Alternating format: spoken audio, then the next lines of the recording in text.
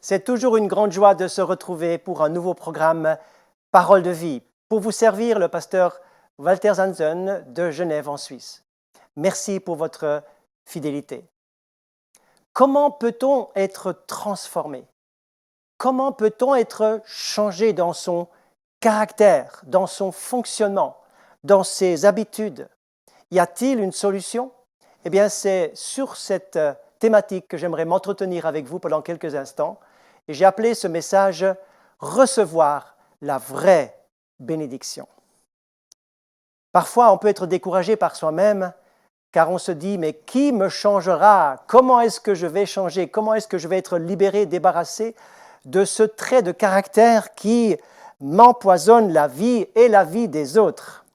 Ou alors, au début d'une année, comme bonne résolution, vous dites « Il faut que ça change, il faut que quelque chose bouge. » La véritable bénédiction, c'est d'être transformé, oui, mais pas transformé n'importe comment, mais transformé à l'image de l'exemple parfait, à l'image de Jésus. C'est lui notre exemple total et parfait. Regardez, il nous est dit dans Romains 8, chapitre 8, verset 29, « Car ceux qu'il a connus d'avance, il les a aussi prédestinés à être semblables à l'image de son Fils. » Prédestinés à être semblables à l'image parfaite, l'image du Fils bien-aimé du Père, Jésus-Christ. En lui, Dieu nous a élus avant la fondation du monde pour que nous soyons saints et sans reproche devant lui. Voilà ce qui est dans le plan parfait du Seigneur. J'aimerais vous entraîner dans une histoire passionnante que je trouve dans la Genèse. Et une partie de cette histoire que je vais développer avec vous se trouve au chapitre 32 de la Genèse. Nous allons d'abord lire ce texte et ensuite je vous placerai tout le récit dans son contexte. Jacob resta seul. Alors un homme se battit avec lui jusqu'au lever du jour. Voyant qu'il ne pouvait le vaincre, il le frappa à l'articulation de la hanche, et l'articulation de la hanche de Jacob se démit pendant qu'il se battait avec lui. L'homme dit « Laisse-moi partir, car le jour se lève. » Jacob répondit « Je ne te laisserai pas partir sans que tu ne me bénisses. » L'homme lui dit « Quel est ton nom ?» Il répondit « Jacob. » L'homme reprit « Jacob ne sera plus le nom qu'on te donnera, mais Israël, car tu as lutté avec Dieu et avec des hommes, et tu as été vainqueur. » Jacob l'interrogea en disant « Je t'en prie, indique-moi ton nom. » Il répondit « Pourquoi demandes-tu mon nom ?» Et il le bénit là. Jacob donna à cet endroit le nom de Péniel, car dit-il « J'ai vu Dieu face à face et mon âme a été préservée ou guérie. » Le soleil se levait lorsque il passa Pénuel. Jacob boitait de la hanche. Voici donc notre lecture de ce jour. Jacob, le patriarche, le grand patriarche, descendant d'Isaac, lui-même descendant d'Abraham, les patriarches de l'Ancien Testament, les grandes figures dont nous parle la Genèse. Qui est donc ce Jacob? Eh bien, dans l'histoire, nous savons qu'il était frère jumeau avec Ésaü. Les parents, Isaac et Rebecca, les avaient eus sur le tard et tous les deux sont donc des garçons bien vivants comme tous les garçons. Ils sont jumeaux, donc ils sont d'un côté attachés l'un à l'autre, de l'autre côté ils sont aussi contradictoires, ils sont des rivaux, ils se mesurent, ils se battent comme tous les garçons qui peuvent se situer dans ce genre de contexte. L'un veut dominer l'autre, et puis nous savons que Jacob était quand même bien différent d'Ésaü. La parole de Dieu nous décrit Jacob comme étant un homme qui est opportuniste, qui va devenir un jeune rusé, futé, et qui va user de subterfuges pour avoir gain de cause, pour réussir quelque chose, tandis que Ésaü, lui, est plutôt un homme terre-à-terre, un chasseur. Et aussi au niveau spirituel, nous dit la parole, qu'ils étaient bien différents. Jacob a toujours voulu, dans cette foi en Dieu qu'il avait un petit peu en lui, et sa maman l'a aussi beaucoup encouragé dans ce sens, il a toujours voulu cette bénédiction. C'est l'homme qui veut toujours être béni. Il a toujours voulu être béni, mais en même temps, eh bien, il s'est construit la bénédiction lui-même. Nous allons voir tout cela durant chaque étape de sa vie. Arrive le moment où l'héritage, en tout cas l'héritage spirituel, va être transmis, un grand moment. Nous lisons au chapitre 27 de la Genèse que Isaac, devenu vieux, pratiquement aveugle à cette époque, va transmettre la bénédiction à son fils aîné qui est Ésaü, et non pas à Jacob. Bien qu'ils soient jumeaux, c'est Ésaü le premier-né. Et c'est là que finalement tout va changer lorsque dans ce récit, avec cette ruse que Jacob va utiliser, c'est lui qui va arriver le premier, qui va s'approprier de cette bénédiction d'Isaac, de son papa. Et lorsque Ésaü arrive droit derrière, ayant été roulé dans la farine, ayant été trompé, eh bien Isaac n'a plus de bénédiction à donner. Et c'est là que la famille vole en éclats, les frères deviennent des frères ennemis. C'est là que Jacob doit à toute vitesse se défaire de la maison, il doit quitter la maison, et c'est là qu'il va être en fuite.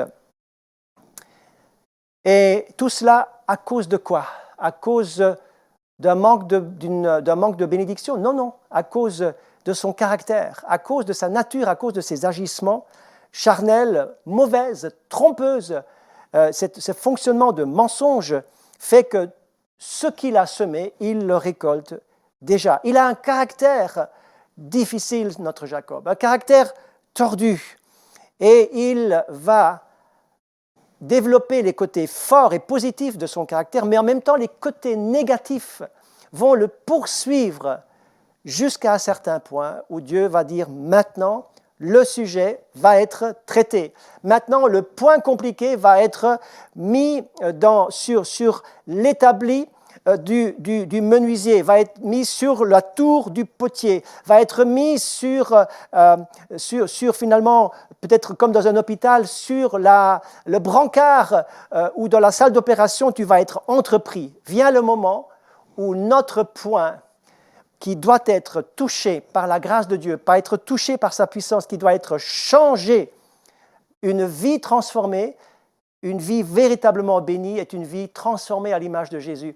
Vient le moment où cela va être entrepris et le Seigneur lui donne un rendez-vous précis à ce moment-là.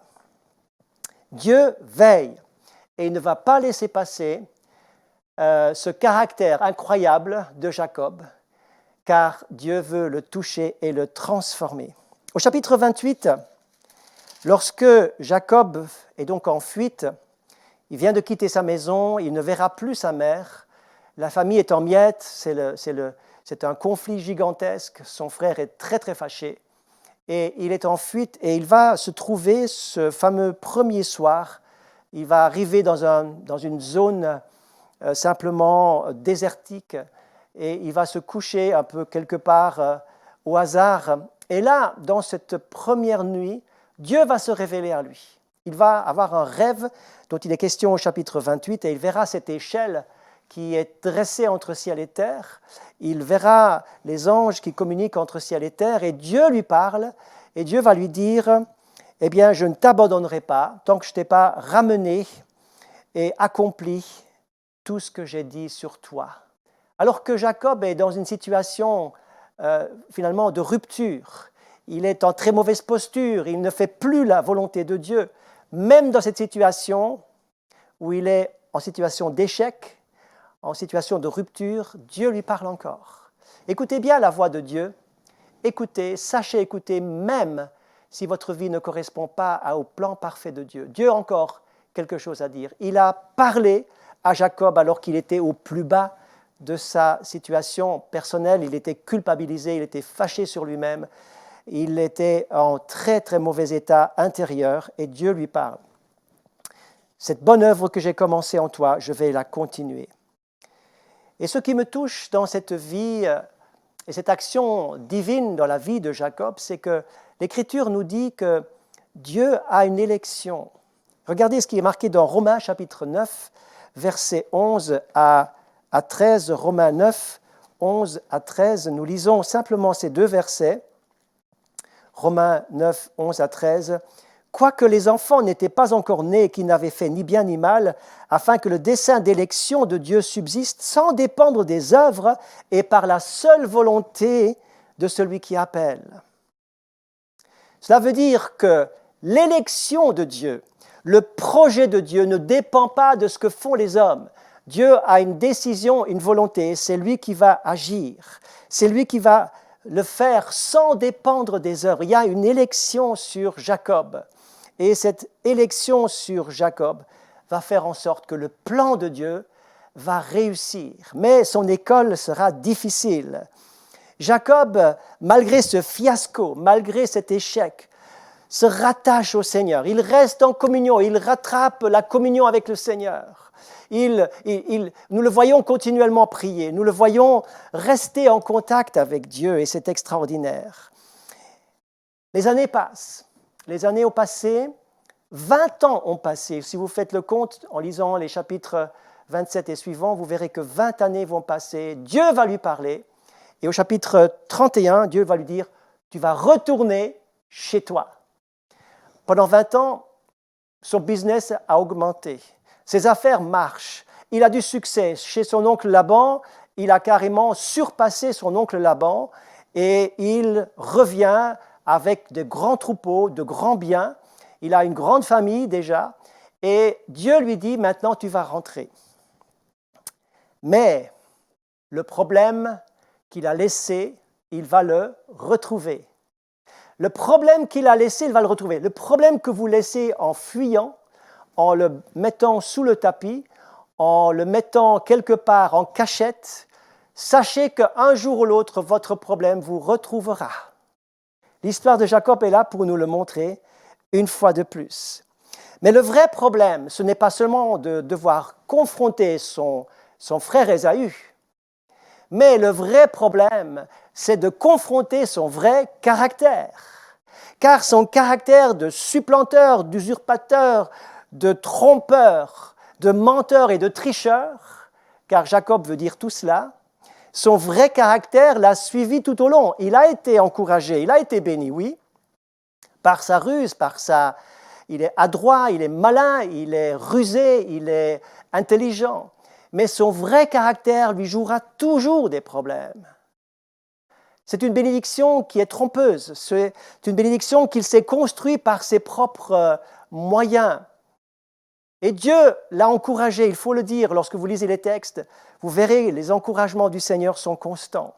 Mais Dieu a un rendez-vous avec lui, car le point qui pose problème doit être entrepris. Il doit être entrepris. Dieu ne peut pas laisser passer. Il y a un examen à passer, il y a un changement à passer, il y a une opération à faire, il y a quelque chose qui doit être rectifié, transformé en profondeur.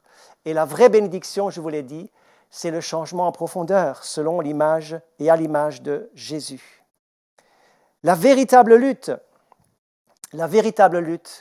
c'est la lutte entre le vieil homme et le nouvel homme, la vieille nature et la nature nouvelle, entre la chair et l'esprit. Le véritable conflit, c'est entre la chair et l'esprit. Et l'apôtre Paul, dans les Romains, va dire cela au chapitre 8, les tendances de la chair et les tendances de l'esprit. Les attractions de la chair et les attractions spirituelles. Les tendances de la chair, nous dit l'apôtre, il dit, ça va conduire à la mort. Tandis que les tendances, les attractions, s'occuper des choses de l'esprit et de la volonté de Dieu va amener certainement la vie et la paix. Et Jacob, quelque part, n'a pas la paix. Il n'a pas la vie dans sa plénitude. Il n'est pas en paix. Il va devoir rentrer, mais il est tourmenté parce que les problèmes qu'il a laissés il y a 20 ans vont ressurgir en 20 secondes. Probablement qu'Ésaü a tout oublié. Mais Jacob n'a rien oublié. Vous savez, lorsqu'on est en faute, vous n'oubliez pas. Vous pensez que les autres pensent tout le temps, mais c'est vous qui pensez tout le temps. Parce que vous avez une conscience et que Dieu aussi désire qu'on écoute notre conscience. C'est aussi la voix de Dieu. Les tendances de la chair sont ennemies de Dieu. Et Dieu ne veut pas d'ennemis dans sa maison, il ne veut pas d'ennemis en nous. Car les tendances de la chair ne peuvent pas plaire à Dieu. Jacob ne plaît pas à Dieu. Il doit être corrigé, travaillé, transformé à l'image du Seigneur. Donc Dieu va lui dire, tu vas retourner pour confronter ce qui t'attend là-bas. Et dans Genèse 32, Jacob nous dit l'Écriture, il dit, j'ai peur. Il dit, Seigneur, délivre-moi de mon frère, j'ai peur de lui. Qu'est-ce qu'il va faire? Il entend parler de son frère Ésaü qui est en route avec 400 hommes. Et il panique. Il cherche à trouver des moyens. Il envoie ses troupeaux, il envoie ses femmes, il envoie ses enfants. Et lui est tout derrière, il se cache. Il essaye de trouver des moyens pour apaiser la colère de son frère. Mais Dieu ne va pas le délivrer de son frère. Dieu ne veut pas vous délivrer de votre frère, avec qui vous avez un problème. Avec quelqu'un, un chrétien ou un non-chrétien, avec qui vous avez un problème depuis longtemps. Dieu ne veut pas vous délivrer, mais Dieu veut vous délivrer de vous-même. Dieu veut vous délivrer de votre point de caractère qui pose toujours le même problème. Dieu veut vous délivrer. Et Dieu veut que la chair qui pose le problème passe à la croix, soit crucifiée, pour utiliser le langage du Nouveau Testament. Une chair crucifiée fait place à une vie de l'esprit qui amène à la paix, qui amène à la vie éternelle, qui amène au changement et à une nature nouvelle. Le cœur de chair, le cœur de pierre est transformé pour devenir un cœur qui aime, capable de pardonner, capable de restaurer, d'être différent et de plaire à Dieu. La vraie bénédiction, je l'ai déjà dit à quelques reprises, c'est être transformé à l'image de Jésus. Seigneur ne va pas le délivrer de son frère. Et là, maintenant, intervient le texte que nous avons lu tout à l'heure au chapitre 32 de la Genèse. À un moment donné, il nous est dit, le texte commence comme ça, au verset 25, « Jacob resta seul ». Voyez-vous, il y a des leçons que vous n'apprendrez jamais sur les bancs d'une école, ni dans une école biblique, ni dans une église même. Il y a des leçons que vous apprendrez dans la solitude, quand vous serez seul avec vous-même et devant Dieu, dans l'authenticité, sans masque, sans façade, sans rien pour vous cacher. Jacob resta seul. Maintenant, c'est l'heure H, c'est l'heure décisive pour confronter définitivement son vieux caractère. Le vieux Jacob doit être changé. Dans la solitude, séparé de tout, il a dit au revoir à ce qui faisait sa richesse, sa famille, ses biens, tout ça c'est parti devant, et il reste seul. Et c'est comme si une main invisible le saisit. La nuit tombe. Jacob se trouve dans l'obscurité. Il est comme pris dans une atmosphère angoissante. Il est pris dans une atmosphère qu'il ne gère plus, mystérieuse. Il y a une présence dans ce noir au bord du fleuve du Jabbok.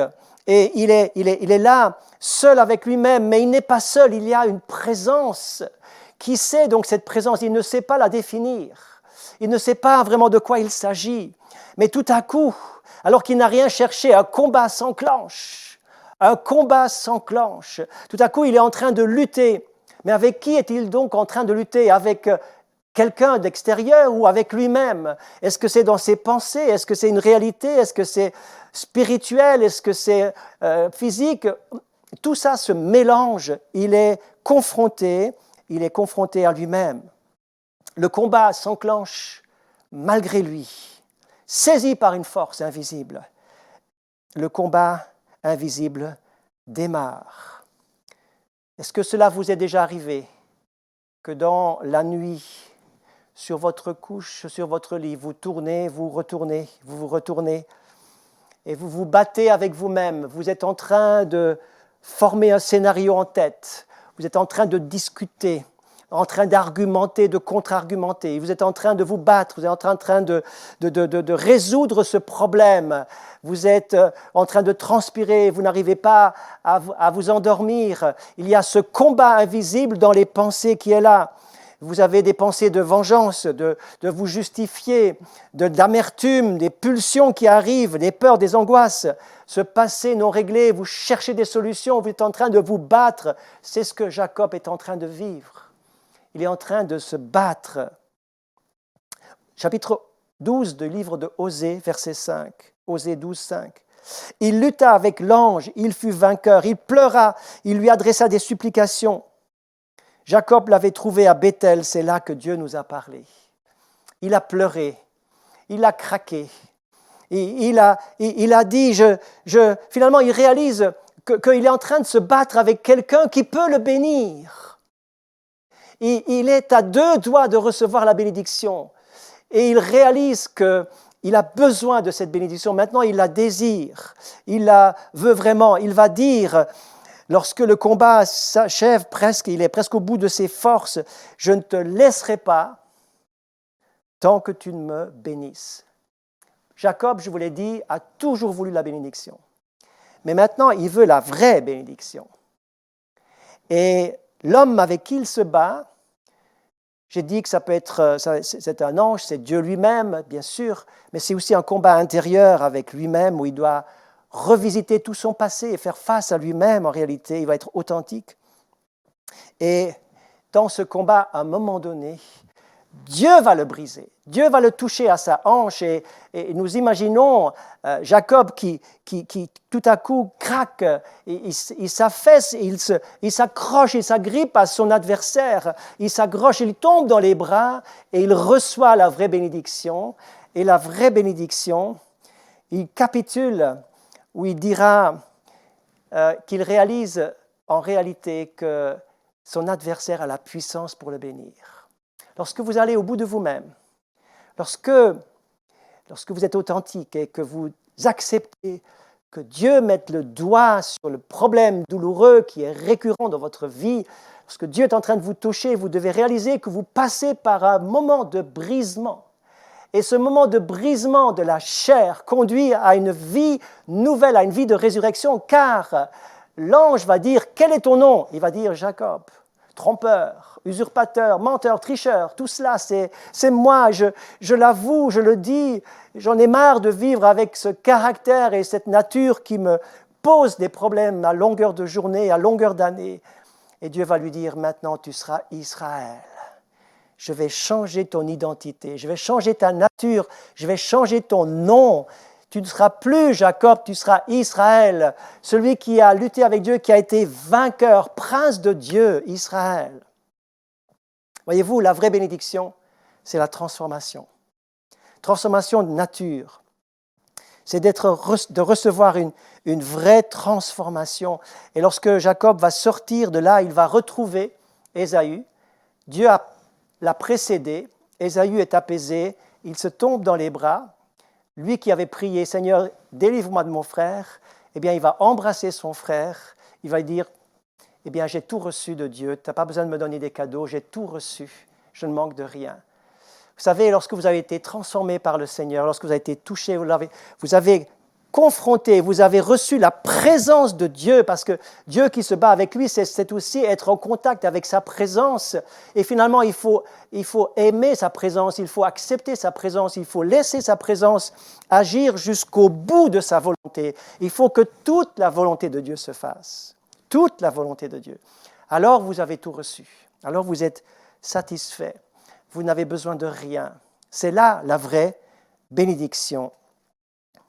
Il va appeler ce lieu Péniel. Il va appeler ce lieu Péniel, j'ai vu Dieu. Avant, c'était Béthel. Il a rêvé des anges. À Manaïm, il a rencontré des anges. Mais à Péniel, il a vu Dieu. C'était cette progression vers une vraie rencontre qui va laisser des traces à jamais, puisqu'il va boiter toute sa vie. Son brisement le suivra. Un homme humble, un homme brisé, deviendra un homme spirituel qui deviendra une bénédiction, car la fin de la vie de Jacob est extraordinaire. il va être rempli du Saint-Esprit, il va être rempli de l'esprit de prophétie, il va prophétiser sur ses 12 fils, il va leur donner une parole pour eux et pour leur génération à venir. Chacun recevra l'abondance de la parole de Dieu et c'est à ce moment-là qu'il va mourir. Cet homme qui avait si mal commencé avec un caractère si difficile deviendra un homme changé, transformé.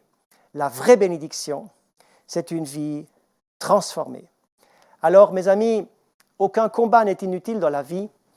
Laissez Dieu se battre, laissez Dieu vous battre. Ne résistez pas au Seigneur. Dites, Seigneur, je ne te lâcherai pas tant que tu m'es béni, c'est-à-dire transformé.